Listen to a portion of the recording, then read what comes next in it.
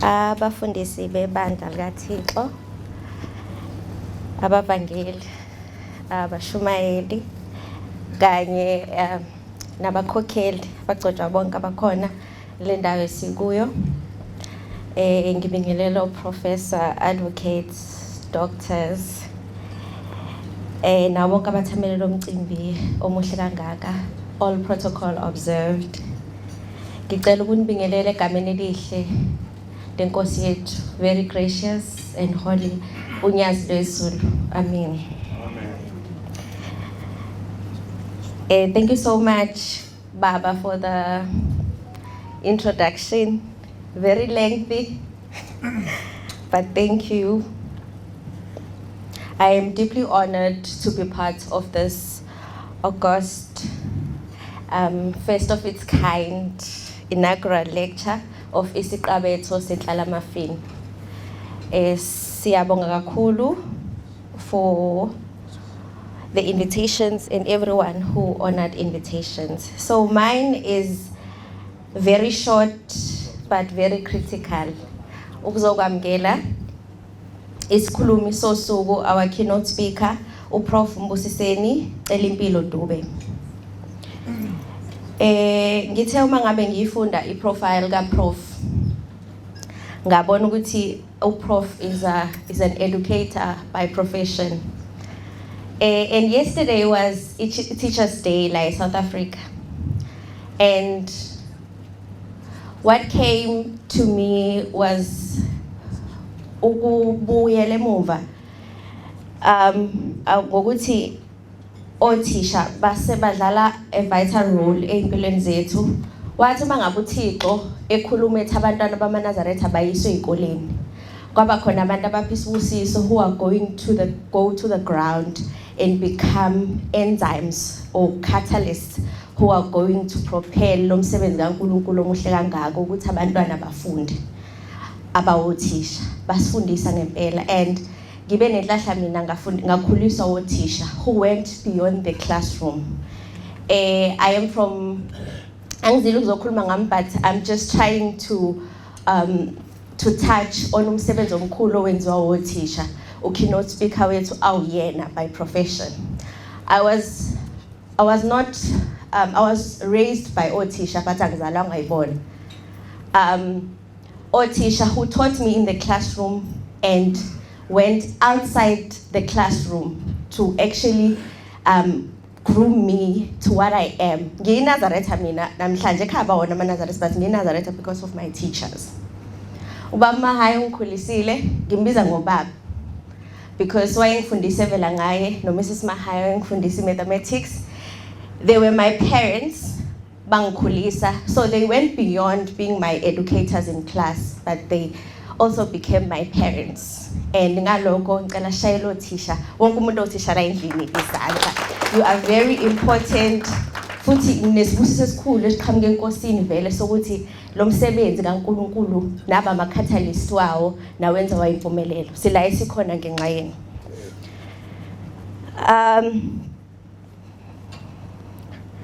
So Professor Mbusiseni Celimpilo Dube was born at Manzamnyama Ongoye Empangeni. He did primary school education at Manzamnyama Primary School and completed schooling at Siyabonga High School in the same area. His qualifications are as follows. Starting with his PhD, which he did at UKZN, a PhD in history education, which he completed in 2019. He has a master's from the University of Zululand, which he obtained in 2011. He also has a BA honors from the University of Zululand, which he obtained in 2001. He has a B, Bachelor of Education, by then, which was BPED. He also obtained it from the University of Zululand in 1999. His work experience is as follows. He started work as a post-level 1 educator at Welabasha High School, started working in 2000, that is when I was born. So he worked at Welabasha from 2000 up until March 2004. He went on to assume the post of HOD, Head of Department School, based in Tloyana High School from April 2004 to March 2007. He then progressed to become a principal in a high school called Mbepose High School.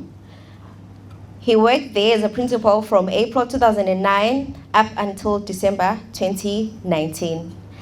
Then he left all basic education and went to start working in higher education. Starting at the University of Zululand, he worked there from 2012 up until 2022.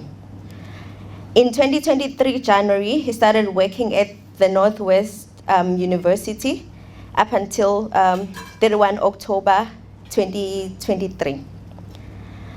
So from 1 November 2023, he will be starting work at the University of South Africa.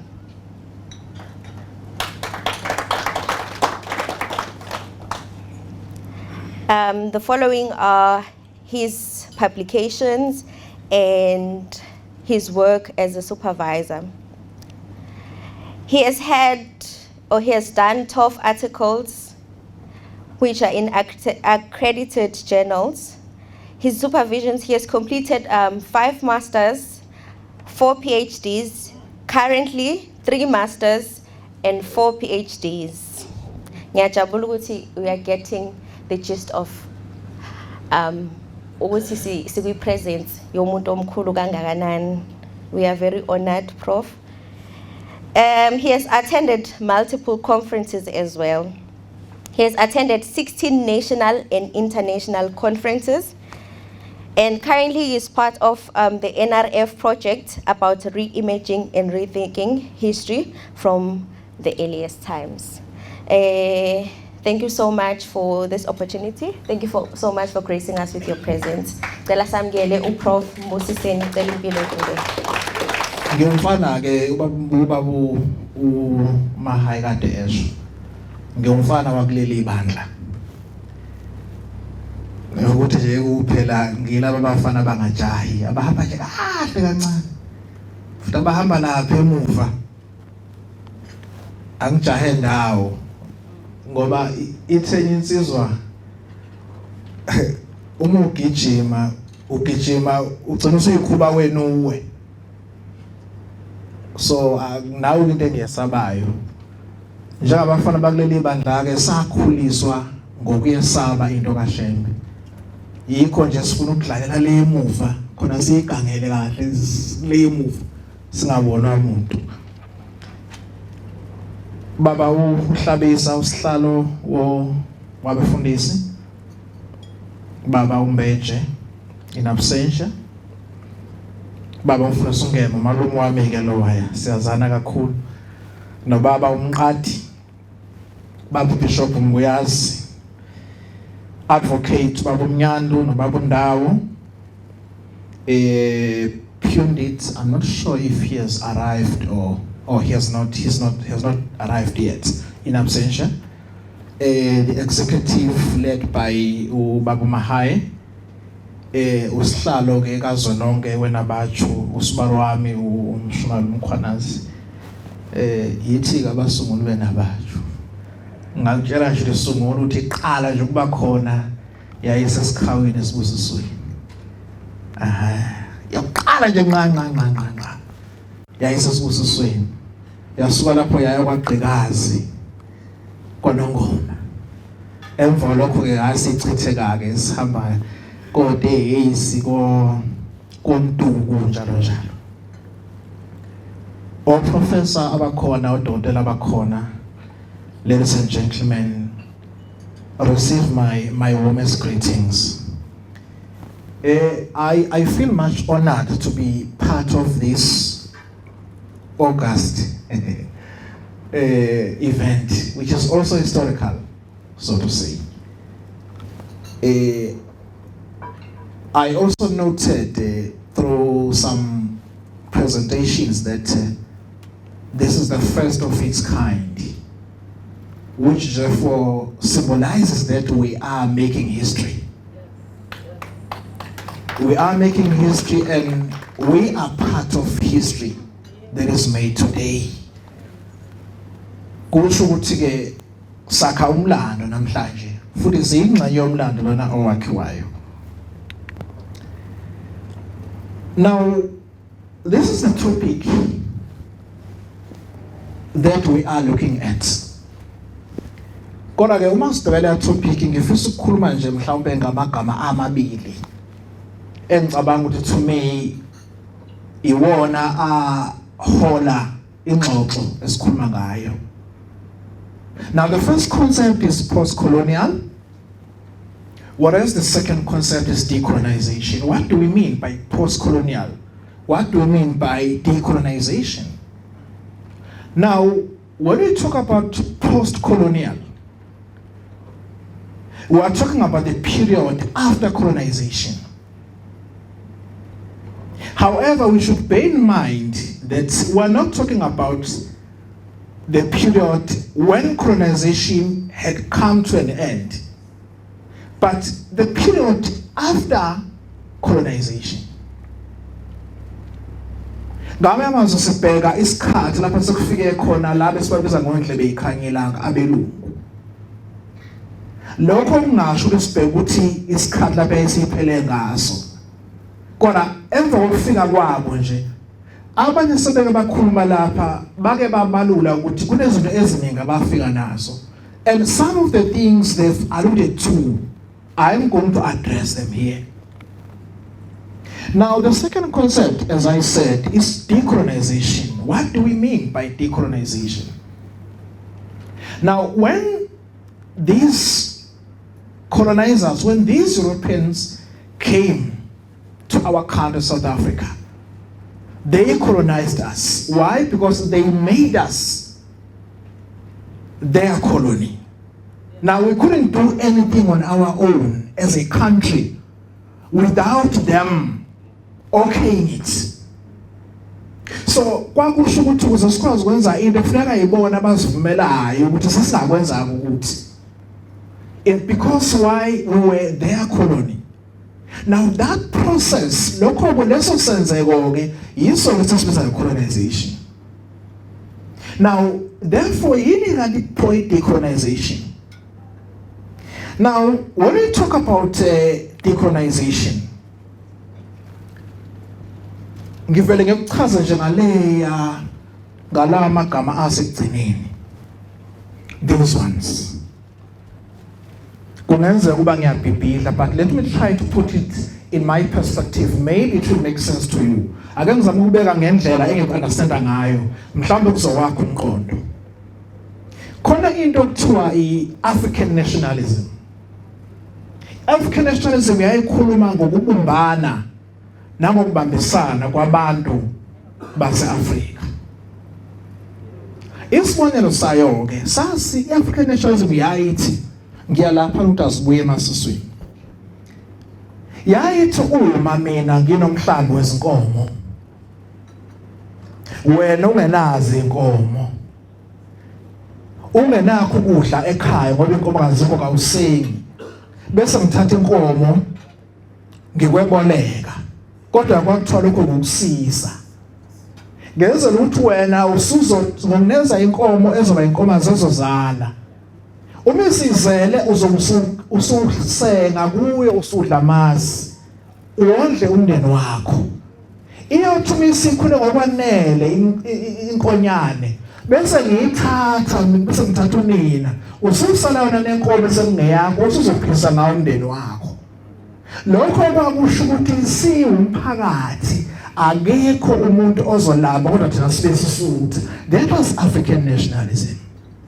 Now, if ukuthini ukuthi ke azibuye emasisweni, angithi phela ngoba ngikususele inkomo, ayibuyeke phela manje inkomo yami ibuye kimi, wena usala nenkonyane. Zibuya kuphika inkomo emasisweni. Now, to me, lokho ngikufanisa ne-decolonization. What decolonization ithi bathe uma bafika basifaka izinto zabo ngendlela abafundi senze ngayo abelungu. Kodwa ke there is a time when sikhona no asiziyeke lezi zinto zabo ake senze izinto ngendlela yethu. Ngoba vele basifice sizenza izinto ngendlela yethu. Now isihloko sethu ke sithi ke ngabe yini ke uShembe ayenzile lapho obethi khona asehlukane nezinto za sentshonalanga asigxile ezintweni zethu. What is it that he did to say to us, let us now this concept decolonization, it is used sometimes concurrently or interchangeably with Africanization, where we say let's Africa before Africans. Okay. Now, kunamagama ke abantu engibabhalela nje. Njengoba nje ngizoqhubeka ngikhuluma uzode uwabona ngwafake kubakaki brackets. Asho ukuthini? Asho ukuthi if you want to go and read about this on your own, hamba ufunele yancwadi kaLoney kathukela nesithu sokuthola phakathi. Ngame amazwi into engizokhuluma ngayo kuncane kakhulu kuzosho okuphambakile but okuningi kwakho okushiwe ngabantu bekhuluma ngoShembe. Now uthi ke uNaney, there are 5 steps of decolonization. Stages. One of them is rediscovery. What does he mean? He says colonized people live in inferiority complex relative to their historical and social background. They live in inferiority complex. Now they need to rediscover themselves. Now the second one is mourning, whereby they are lamenting the victimization.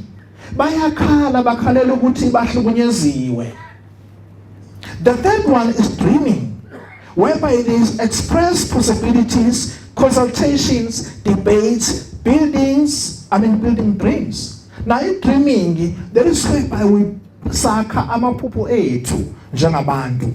Siya debate siyaxoxa ngezinto siyaphikisana. Now, the fourth one is commitment. A commitment is simple bakwethu. Ukuzibophezela ukuthi ngizoyenza into ethile. That's where you become ready for a single direction and commit to it. The last one is action, whereby you respond for survival. Yes. Now, Masiti, uShembe decolonized people. These are the questions we need to ask ourselves. Can we identify all these stages and say, during the process, he went through rediscovery, he went through mourning, he went through dreaming, he went through commitment, he went through action. Surprisingly, Islabelelo, our hymn book, has songs, has hymns. Kunezi Islabelelo, ezikhava yonke leyanto leyana uShembe ayenza. I'll quote some of them. Now, who was this Shembe? Who was this Isaiah Shembe? Now, okokuqala kunomngqubuzana kokuthi wazalwa ngamuphi unyaka. Abanye bathi 1865, abanye bathi 1867. If you read the books, they are not sure exactly which date he was born. Therefore, kuphephileke ukuthi uvele ukuthi wazalwa ngo-1860. Ngaba 1860s. Ngoba kukhava 1865 no 1867. Now, his real names were those abhalwe laphana. He was Mloyiswa Muhli wamafa. Likhamba abantu pholi leli kaShembe. Everybody who was baptized at that time was given an English name. That is how, therefore, he acquired this name, Isaiah. After baptism, njengoba nawe wabaptizwa wabizwa ngo welcome, kwathiwa usu innocent manje, kwathiwa usu Christian. That is the same thing that happened to Shembe. But his real name, owayewanikezwe uyise uMayekisa, kwaku uMloyiswa Mudle wamafa. Now, he was born as in Abamhlophe, Escort, Drakensberg area. But after he was born, in due course, his father Mayekisa relocated. He moved from Escort and wahamba wayeseyokwakha kuphi eNtabazwe around 1880s. Now, his father labored for an African family, Grabes, and his mother was Conrad. Inamabhuno owayewasebenzela uGrabes, ubaso wakhe kwakuConrad. So after Mayekisa passed on, eseshonile esedlule emhlabeni, therefore Isaiah also had to work for the same. Unfortunately, he never went to school. Don't ask me why was I ukufunda iBhayibheli. Ngoba umalume wami wayekwazi ukukhuluma isiNgisi nesibhunu kodwa akakwazi ukubhala. Angazi kwenza kanjani uShembe ukuthi akwazi ukufunda. Ngoba enkulumeni yami kuzovela ukuthi he was able to read, but yet we say akazange aye esikoleni. He was also a family man. That is why ekudluleni kwakhe emhlabeni kwaba khona amadodana akhe alandela aqhubeka nebandla, inkosi iLanga nenkosi iNyanga yeZulu, ngoba he was a family man. Now ake sibheke his early religious life. Uhlangana kanjani nenkolo? Ngoba that time abantu abaningi abangamadoda babengene ndaba nenkolo. Uhlangana kanjani pho yena? He had a desire to learn more about prayer, and God, hence he joined the Wesleyan Church. Ngishilo ke ngathi lento muyifuna uyithola encwadini ebhalwe uPeter 2012 nabo Oshazen njalo njalo. Waba nentshisekelo yokuthi ufuna ukufunda ngani ngomthandazo, futhi afunde ngoNkulunkulu. Ingakho wajoyina ibandla laseWeseli. Yingakho nje esihlabelelweni samaNazaretha ezingomeni eziwu-242 eziwu-219 zaqanjwa uyena babamkhulu, kodwa eziwu-23 zaqanjwa inkosi iLanga. Kodwa ezingomeni zonke eziwu-242 iyodwa ingoma 185 eyathathwa kuphi esihlabelelweni sakuphi saseWeseli, ngoba wayekade esonta khona. Angazi kungani wakhetha ingoma ethi usizi nalo lumi lodwa. I don't know why he opted for that song, but maybe you can think around that. Remember what was happening during those times.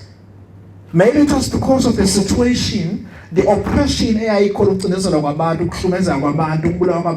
cruelty that was there, that it occurred during the First and Second World War. Mhlawumbe yona yenza kwabamkhulu athi isihlabelelo esithi usizi lumi lodwa nezinhlungu zimi zodwa emnqamlezweni.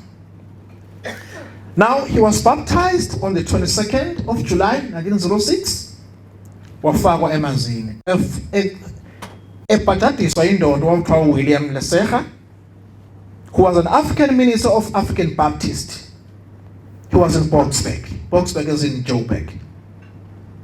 Therefore he became an evangelist and a preacher. Waba ke umvangeli wakulelo bandla, waba futhi umshumayeli. He was a healer, wayumsindisi. Wayengokuthandazela abantu baphile. He drove out demons. Wayekwazi ukukhipha amademoni. Sike sizizwe ke injumayelo ezinjalo bezisho abadala. They are not lying. Abaqamba amanga. Lokho kufakazolwa yinanga uOsthuizen encwadini ayibhalwa ngo-1968. Now, Dutch Reformed Church members worked in tandem with American Pentecostal missionaries to evangelize the Zulus. So base decide ukuthi isinqumo sokuthi ake sofaka ivangeli kubantu abangamaZulu laba basemakhaya. They even went to Harry Smith lapho uShembe owayekhona lapha basebehlala khona. There were highly revival meetings that were held. Remember, by then uShembe was already a devout African Baptist. Wayesebhajatisiwe.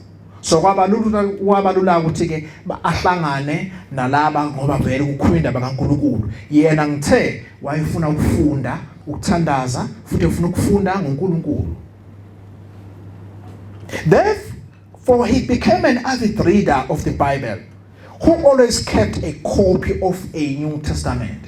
So he became a person who always held a testament in his pocket. Wayethanda ukufunda iBhayibheli. Ngeke ukuzwe ukukhulunywa esontweni. Seeing that church was not observing the laws she had been taught by the word of God, like baptism by immersion, he did not stay long. Lokho kusho ukuthi ukuba kuthiwa ibandla owasonta kulona uShembe babenza zonke izinto ezazimiswe uNkulunkulu, lezo wayefunda ngazo eBhayibhelini, wayengeke beseshiya emandleni. Kodwa into yamkhipha khona ukuthi kunezinto owayefunda eBhayibhelini ukuthi uNkulunkulu uthi azenziwe ababengazenzi. Enye yazo kwakubhabhadisa ukuthi ucwiliswe emanzini. Ngiyacabanga ukuthi niyazi ukuthi khona abanye abantu mabebhabhadisa bathatha amanzi bakuthela ngawo ebusweni bathi usubhajatisiwe. Akikho lokho ke uShembe owabona ukuthi kwakusho uNkulunkulu. Wazi iBhayibheli lalithi ukuze ubhajadiswe kufanele ufakwe ucwiliswe emanzini. Sicelo sabathathu angithi manezele. Nanso into yokuqala eyenza ukuthi uShembe ashiyele leyamandla ngoba wabona ukuthi benza izinto eziphambene nalezi ezibhalwe kuphi eBhayibhelini. Now, let us now move to the formation of his church and the underlying practices or the principles. Pho ibandla ke uselakha kanjani? Futhi umelakha yini lena ayenzayo eba umgogodla webandla? Yini lena ayenzayo athi kumele yenziwe ebandleni leli alakhayo? Ngoba phela siyabona ukuthi abanye basebembiza ngembuka ngoba uphumile washiya ibandla likhona wathi na ngiyaphuma manje. Wabuya kwacaca ukuthi into engikhipha uyini ukuthi nina nenza okuphambene nomthetho kaNkulunkulu. Now he implicitly believed in the Bible, and through reading it he figured out that Sabbath was on Saturday, not on Sunday. This also informed his decision to break away from the church.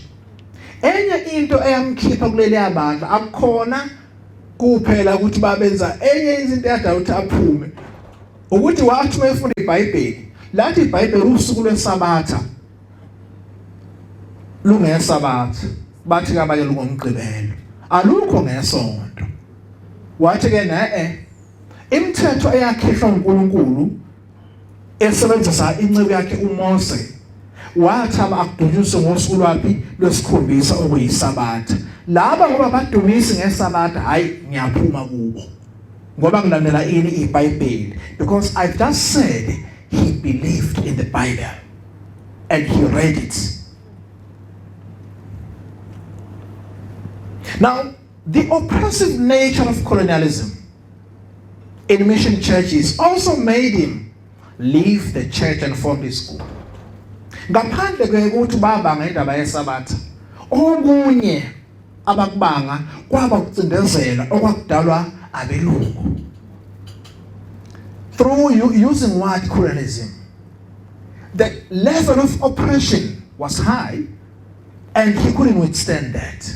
Akwazanga ukuthamelana nalokho. Wathi no, leli bandla liyabacindezela abantu. Kungcono ngiyowakha ibandla abantu abangicindezela kulo kodwa abazokhululeka kulo. Therefore, it was 1910 when he formed the church. You can check that in the book written by Hauser, 1996. Now, he was instructed by the word of God. Let us note that. He was instructed by the word of God. He never did anything on his own. Into kuyona imhola na imguide kwakuyizwi kaNkulunkulu. He was guided, he was instructed to evangelize Zulu-speaking people in Zululand region in religious forms consistent with the African cultural traditions. Izwi lamthuma ukuthi akahambe ashumayeze abantu kodwa bese bafaka ivangeli elihambisana consistent with what? With amasiko abo. Kusho uHouse lo akusho uMbila, akusho uDube. Akusho lo muntu enimbiza ngoprofessor. Nangu umuntu osho lokho. Ungayithola iarticle yakho uyifunde uzokuthola. He strongly believed that Christianity should be taught to indigenous people in order to better their lives, but not through breaking down tribalism and tradition. uShembe azangaphika ukuthi abantu abashunyayezwe ngeChristianity. Wathi abashunyayezwe ngeChristianity kodwa lokho akusho ukuthi bese behlakaza khona kuyakhuluma ngindaba ukuhlakazwa kwabantu la. Amasiko nendlela yokudumisa uNkulunkulu lena abelungu abese befike bayifaka unyawo bethatha bayibhekisa le bathi niyabheda manenza kanje. Yena when he came he revamped it, he revitalized it. Awuzwe ukuthi uthina ehlabeni umthalazo wesabatha uthi wasibuyisela kuye ekwedukeni kwethu emthethweni wakhe ngalawa mazwe esabatha. Mhlambe liyasidida lelo verse ayeke ngitshele understand kanjani. Let me tell you how I interpret this verse. uShembe lapha uthi remember ukuthi ngithe wakhishwa yini leli yabandla ukuthi babengagcini ini nesikhathi bengagcini isabantu ngokaShembe babenzani babeduka. Kanti uNkulunkulu wayesibuyisela kuye ngani ngamazwi ane esabatha engasigcine ini isabatha. Kodwa bafika bona they just rubbished it. But no, we should not worship on Saturday, but let us worship on Sunday. Now I'm not saying it was wrong or it was right, but according to Shembe it was wrong because 10 commandments says there is only one day of worshiping God. It's the seventh day, which is the Sabbath. Now the way we worshipped and praised God was contrary to the way we were taught about Sabbath. That's what I was saying.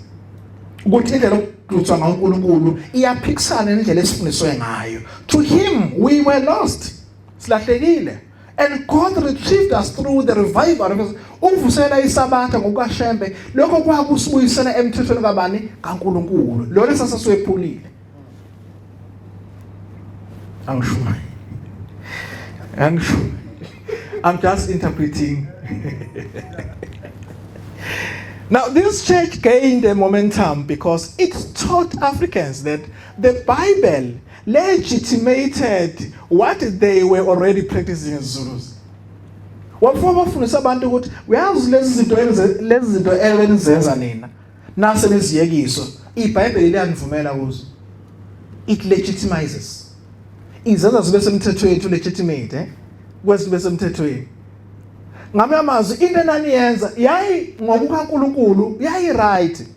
Oku wrong ukuthi niyeke bese nezokunye njeniyeka nje kuseni wrong, but the Bible allows you to do 1 2 3. For example, sanctioning polygamy is tame. The Bible allows that. But what were they saying? They were disallowing that. They were illegitimizing it. They said it was illicit. Akumele uma uyindoda ugana amakhosana amabili kuya phezulu. Kodwa Solomon ayemangaka wakhe ayo 700. Amashende emangaka 300. Amashende ayo 300 izincenzakazi. Amakhosana ayo 700. Kodwa umfundisi uthi ngikhayiswa labo 2 no 3 bethu sishaya ngapha. Babufundisa ukuchiliza ongasekho. Now ipolygamy iBhayibheli liyayivumela kodwa babethi bona no.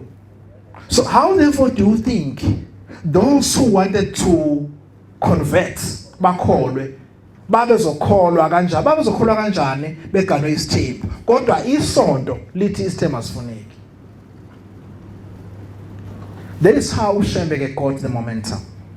La khulaja bathi abantu ayike leli ngoba liyavuma isihambe namakhosana ethu awu4 awu3 awu5 singaya kulo. Okwesibili, incorporating ancestral spirits abangasekho abaphansi, which were both downplayed by missionaries, made the church more attractive. Okunye ngesikhathi befika abamhlophe bakushumayela bathi indaba yomuntu ongasekho kayisekho ofile nje ufile kuphelile ngaye uyidemon. That's what they said. Never not minding that before they came, the Zulus, the Africans, were observing the ancestral spirits. Abantu babekholelwa abantu abangasekho. So uma ufika wena uthi angiyeke ngizokuyandela ngizokuthanda kanjani. Uthi ke uShembe hayi ningayeki abantu abamukholwa. Ozani nabo nizokuqhubeka sikholwe abangasekho kodwa futhi sikholwe na uNkulunkulu. Bathi abantu hop nangu umuntu okhulumayo. He preached that again. Hambofe Calculator 2012 uzoyithola lento engikhuluma ngayo ayisho yena uDube. He preached that these two were not only true to Zulu customs but were prescribed in the Old Testament as well. Uthi ke uShembe uganwa isithembu nokunaka abantu abangasekho lokho akukhona okuphela okwabantu abangamaZulu akumkhuba wabo kodwa ngisho iBhayibheli liyakuvuma lokho. Now his emphasis on ancestors was his concern on the well-being of the Zulu nation. Into ayidala ukuthi atuzelele indaba yabantu abangasekho wayekhathazeke ngenhlalakahle yabantu abamnyama. Ukuthi uma sebeyeka indaba yabantu abangasekho impilo yabo ayizukukhamba kahle, their well-being will be affected. But for them ukuze baphile kahle emhlabeni abaqhubeke abantu abangasekho babakhonze abaqhubeke babahlabele bayenze leyo into ngendlela kade bevele benza ngayo. That is what he said. That is complemented by uShembe in 1968. Now, which Shembe converts were not expected to immediately renounce their old dress, as was the case with the Christians. KuShembe kwangashiya ukuthi mukwakhetha inkosi ingubo zakho lezi usuyayishiya ngoba usuphendukile. Babesho njalo odla beyikhanyela. Bathi mukwakhetha inkosi kusho ukuthi do away with this bese ugqoka lezi. Manje abantu awongokubayekisa indlela ababegqoka ngayo. In stanza 4 isihlabelo sika 147 uthi come you who are need uthozani nenjani endingayo uthozani nenjani eneswele. Kami amazwi noma ngabe weswele noma ngaba weswele kodwa ungahamba uyokhonza uyahamba uyodumisa uNkulunkulu akudingi ukuthi uzibuke ngendlela ethize. All he was emphasizing was that regardless of how they dressed, but they should come and worship God. No ngabe kuthiwa babukeka kanjani kodwa abaze bazodumisa bani uNkulunkulu. He maintained that traditions of the forefathers should be sustained because if adhered to, it will spell success, whereas hunger, war and ill fate will follow if traditions fail. uShembe azigcine amasiko baba bethu, kasigcine amasiko abantu abasendulela our predecessors ngoba uma singawagcini ngendlela ababesho ngayo kithi indlala nongaphumeleli kuyosilandela mhlawumbe nanezimpi. Now the ritual worship of the ancestors was strongly condemned by the missionaries. Kushushane lokho akusho uDube. Uthi usithole ugida ukugida kwalapha esontweni kwakumane kuyindlela nje yokuthi abantu bezizwe beyingxenye yokukholwa ngendlela ababevele benza ngayo ngaphambi kokuba kufike abelungu before colonization. In other words, during the pre-colonial era. Remember, there's a pre-colonial era and there's a colonial era and the post-colonial era. So before the whites came, people were still dancing, but babengayishayeli yena uNkulunkulu. Unlike now, because sesishaya manje umgido ocacile. Sezinto eyodwa, akusukumi ngawani ushaye one hlala phansi.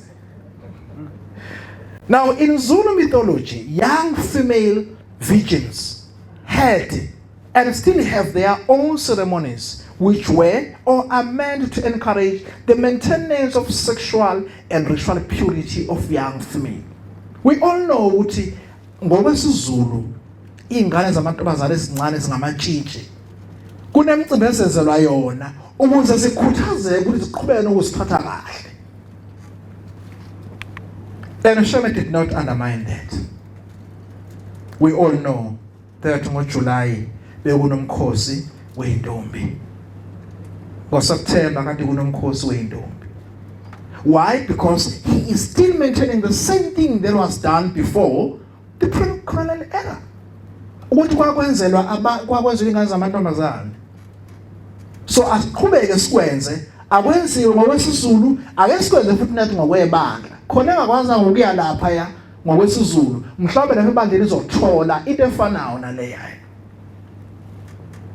So he plays young women as the central performers and heroines in Nazarite religious ritual, history and discourse.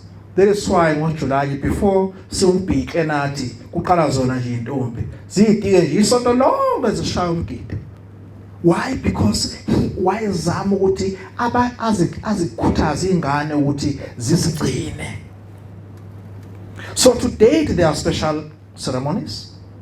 As another form of decolonization, Shembe Church embraced and encouraged traditional Nguni customs whilst denouncing colonial ideologies of God and Western medicine as a remedy for illness. uShembe umefika ufike kwathi asingaphosha amaphilisi abo. Uma ugula uza novaselina ngizobusisa bese uyaphila. Oza namanzi ubusamanzi bese uyaphila. You see, he was trying to scrap everything that related to do with the colonizers, with the whites. He reconstituted a sense of community and collective identity. Collective identity. A very important aspect. How do you classify us? Njengoba silana nje, iningi lethu sizizwe singamaZulu. And you can see that in church. Kwakhulumisile ngomunye unyaka sise eKenani. Sikhuluma ukuthi amadoda amaningi okwakusho inkosi uThingo. Ithamanye amadoda amaningi njengoba sihlezi lapha yethina aseyopha emakhanda aseshayene esportini aphuza utshwala. Kodwa naba lapha nesimo sakugcizela sathi insizwa zamana insizwa zakwaZulu ngisibona lapho kwasase eKenani. Now these aspects had been fragmented. They have been fragmented. Zihlukaniswa, zahlakazwa through internal cultural warfare, colonization, missionarization, and increased industrialization. Industrialization. Etabantu abambe boqasha basebenzi. To counter industrialization, Shembe encourages people to work within home and eschew white labor. Ababaleka abayeke ukusebenzela abelungu abazisebenzele bona kuphi emakhaya. And he was very harsh on doing that. uShembe abazange abancenga amaNazaretha. Uthi ningavilaphi isono ukuvilapha. Uthi umuntu ovilapha ufana nani? Nentsha. Wayengancengi. Uma uvilapha ufana nentsha. was just being harsh to say, you must wake up, go and work for yourself. Uthi lapha na futhi kolomthanazo wokuvuka. Uma wena ndoda, uma wena ke uyisizwana sika Adam no Eva, okwathiwa kube ensimini yase-Edeni, lima ulinde ubonakala uthabatha isimo sobunja, uyazethuka wena ngokungathanda ukusebenza. So he's saying to people, go wake up and go and work for your own. Don't work for these whites. Because you can live on your own. Kade khuluma ubaba ekhuluma ukuthi umbishop ukhulumile ngemzini. Ekhuluma ukuthi nazathanda ini ukusebenza. Imfundiso kaShembe wathi abantu abasebenze. He was saying abaye kusebenza lama white. He was decolonizing. He was saying you can work on your own and survive and sustain your own families without working for the whites. But look at him politely. He says, usinike ukukhuthala Nkosi Jehova emsebenzini yokusiphilisa. Ubuthongo bokuvilapha bungasembathi. Nkosi Jehova usinike umoya wokukhuthala silime, sihlakule, silile sikulumleyo, nesikuhlakulileyo. That was a polite manner. Wayeluma ephephetha. He further says, uyibusise Nkosi imisebenzi yezandla zethu. Singadingi singesweli. Ngoba uma sesidinga seswela kungenzeka siyosebenzela belungu. Kanti singazisebenzela thina siyisodwa. Decolonization. He pleaded to his followers to work for their own, not for someone else. Oh, ayisaqedile ndoda bayasho nje man. Athi ngigesi. Angithi kuthiwe keynote. Hey, can I tell you something? I never slept. Angilalanga izolo. I mean ukuthi I never put umzimba phansi ngilale kuze kwasa nke. Ngibhekile cause bengisho kade ngeconference eLimpopo eThoyando. Ngafika ebusuku epost lapha engihlala khona ngabo 11. I had to work finalize this. Ngithe ngibona isikhathi seku2. Kanti fanele ngivuye ngobani ngo3. Khona ngizokwazi ukucover i-flight ka6. So aze ngilale enhloko. I was afraid mhlawumbe ngizolala njengoba ngihlaliswe lapha isikhathi eside nje. Kodwa yabonga ukuthi ubuthongo abufikanga. Now, ngokashange, Shembe knew the ruthlessness, isihluku, and cruelty demonstrated by the British during the First and Second World War, but encouraged people to continue practicing their culture despite missionary effort to eradicate dowry, polygamy, and ancestral. uShembe wabona indlela abantu abahlumeza ngayo ngempi yokuqala nesibili. Kodwa wathi abantu labantu babezama ukuthi enye into abazama ukuyeza kwakuukuthi bacindezele, badestroye, babhubhise indaba yokulobola ukuthi angabikho nendaba abantu abangaseka siyeke. Ngakho ke ngoba kunjalo asize lapha sizothandaza ndawonye abantwana benkosi. Uthi uBrown, Shembe encouraged his followers to continue practicing their culture to show their independence of thoughts and action. Qhubekani ngicina amasiko enu. Khona nibatshengise ukuthi nina nizimele, you are independent on your own.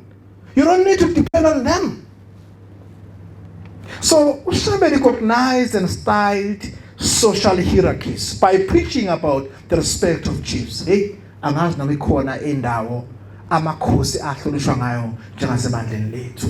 No offense to anyone. Angazi noma ikhona indawo. That comes from Shembe himself. Owathi amakhosi awahlonishwe.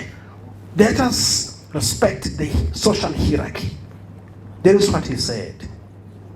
While other African churches were relying on translating Bible, on translating English hymns, this is what Shembe did. His fellow African brothers, who had also formed the church, who had also established, abanye abanjengaye ababakhe amabandla, babethatha izihlabelelo noma izingoma zabelungu bese bezihumusha bezibhale ngani ngesizulu. Kodwa uShembe akazange lokho. Wavela waqamba ezintsha. That is why izihlabelelo zethu ngeke uzosithole kwenye indawo. They are unique to to us. They define us as amaNazaretha. That is why kwezinye indawo mase sihlatshelelwa bavele bathule abanye ngoba abazazi because abona yini amaNazaretha. They are just unique to us. You won't find them anywhere. Now ngikushileko lokhuyana ukuthi sisodwa isihlabelelo uShembe wasithatha eweseli esithi usizi nalo lumi lodwa izinhlungu nazo zimi zodwa nabo ububele bomibodwa emnqamlezweni. That is the only hymn that he took from the Wesleyan hymn book. Otherwise, he composed all other 212 songs because his successor, his son Ilanga, composed 23 songs out of 242 songs. Not only are hymns he composed unique to his church, but some lean towards traditional Zulu songs. Lezi ngoma zasekuphakameni kwayingoma lezi sihlabelelayo ayikho ukuthi mhlawumbe ezasebandleni lethu kuphela kodwa futhi zithe ukwencika endleleni kwakuhlatshelwa ngayo sahlabela ngawo singamaZulu zencikile kakhulu lapho. Cannot believe ukuthi even the weddings of his followers adopted the style used during the pre-colonial era. That is why nje indlela imshado yethu esenza ngayo noma ngaziwenza lona wesilungu abadala bangawufuni sawuthatha ngoba sisebancane so esenza nomakoti naye akwazi ukufaka iring akwazi ukuxoxa kube khona reception njalo njalo. Kodwa umshado wesiZulu ngendlela awawenziwa ngayo uma kuthi khona into eshintshile kuncane kakhulu uShembe wafunda aqhutshekwe nakho. Kube iphoyisa libuza umthetho. Inkosi yakithi Nkosi uMzimela ongasekho sewakhothama ube intombi wayichaza indaba ukubuzwa komthetho ukuthi kuyinto enkulu kanjani. Ade vele kuthatha nje umuntu oyiphoyisa lenduna kuthiwa akabuza abuze kathathu. Uyabuza umthetho ukuthi uyamthanda na. Aphinda phela uyabuza umthetho uyamthanda na. Abuza kwesithathu bese sukuma umakoti eyoshaya iphoyisa. Uyithi inkosi yesizwe. Leyo nto nayo is very scientific. Ngoba ngesikhathi ebuza bese eseyasukuma iphoyisa sonke sesixawulisa ngofakazi ukuthi yavuma ukuthi iyamthanda iyashada naye. Hey, she also maintained the pre-colonial custom of burying the deceased. Funa ama-casket angithi nama-coffin. Kodwa uShembe wathi ngisho ngazi uphume nalo i-coffin casket emakhazeni kodwa uma usungena phansi ufuna lisale ngaphandle. That is how we were before they came with these caskets and these coffins. That is how we were burying and we were buried. This is my last slide, program director. Now let us reflect on these Shembe practices. What do they mean? It means that uShembe he taught people to change their attitudes relative to the missionaries. Wabafundisa abantu abashintshe indlela ababuka ngayo abantu abamhlophe labantu ababezoshumayela ivangeli ama missionaries. Ngaphandle lokho wabafundisa ukuthi abangazisoli abangabi namahloni ngendlela ababukeka ngayo ukuze badumisa uNkulunkulu abeze benjalo sebemdumisa uNkulunkulu. He also taught them ukuthi hlukanani nokucabanga nokwazi ukuthi abantu laba abangama colonizers ibona kuphela ofanele ba provide. Akubona ufuna ba provide bodwa uNkulunkulu provider nabo provider ngoba it's because of God. Waphinda futhi wafundisa abantu ukuthi abathandaze uNkulunkulu badumisa bakhonze nabagcine izinto zabaphansi lokho akuphambene nomthetho weBhayibheli. Waphinda bafundisa futhi ukuthi abantu ingane ezisencane ezingamatshitshi aziqhubeke nokuziphatha kahle njengoba zazivele zenza ngaphambi kokuba kufike ondlebe besikhanye ekhaya ezisikhanye ilanga. He also taught his followers ukuthi they should recognize and acknowledge amakhosi ezindaweni abahlala kuzo. Ngakho ke uShembe waphumelela ekutheni athi asibuye emasisweni, waphumelela ekutheni adecolonize indlela yenkolo kanjalo futhi nendlela abantu ababecabanga ngayo. Wabakufundisa futhi ukuthi indlela abenza ngayo iyamukelekile, imukelwa yini eBhayibhelini. Oh, amen. Ngiyabonga. Standing ovation, standing ovation. Standing ovation, standing ovation, standing. Clap your hands, clap your hands, clap your hands.